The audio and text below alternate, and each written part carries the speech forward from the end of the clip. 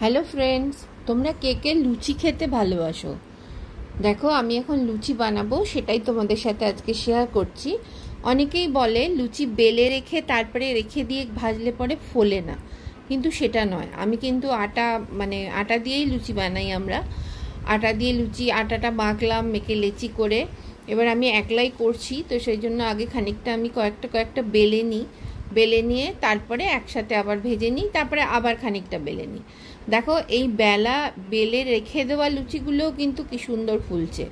আসল ব্যাপারটা হয়, লুচি যখন আমরা বানাই, ফোলাটা মোস্টলি ডিপেন্ড করে আটাটা মাখার উপরে বা ময়দাটা মাখার উপরে এবং তার সাথে ভাজার উপরে।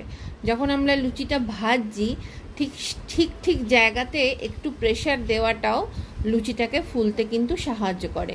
যদি দেখবে লুচিটা যে দিকটা ফুলছে তার উপরটা আমি একটু হালকা করে প্রেশার দিচ্ছি, তাতে কি হচ্ছে, তার অপোজিট সাইডটাও সেরমভাবেই ফুলে যাচ্ছে।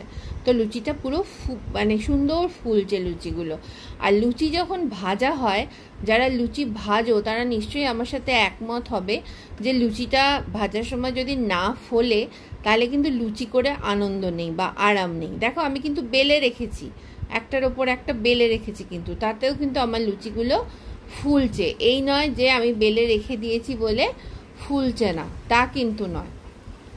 তো তোমরা কে কে বাড়িতে আমার মতো প্রসেসে লুচি বানাও, যে খানিকটা করে বেলে নিয়ে ভাজো, সেটা জানিও। কারণ দুজন মিলে লুচি করলে তখন একটা করে বেলে বেলে ভাজা যায়, কিন্তু যখন আমরা একজন করি তো তখন একটা করে বেলে বেলে ভাজলে অনেকটা সময় নষ্ট হয়, গ্যাসেরও অপচয় হয়।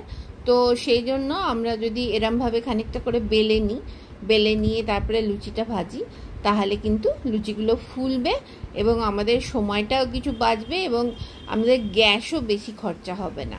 যখন লুচি ভাজা হয়ে যাবে, আবার যখন বেলবো, গ্যাসটাকে সিম করে দেবো, তো তেলটা তাহলে গরমও থাকবে আর আস্তে করে গ্যাসটা জ্বলছেও। তো তোমরা কে কে আমার সাথে এই ব্যাপারে একমত অবশ্যই কমেন্ট করে জানিও। আর ভালো লাগলে আমার এই ব্লগটাকে একটা লাইক করে দিও। আর লুচি কে কে খেতে ভালোবাসো সেটাও কমেন্ট করে জানিও। আমরাও কিন্তু সবাই লুচি খেতে ভালোবাসি।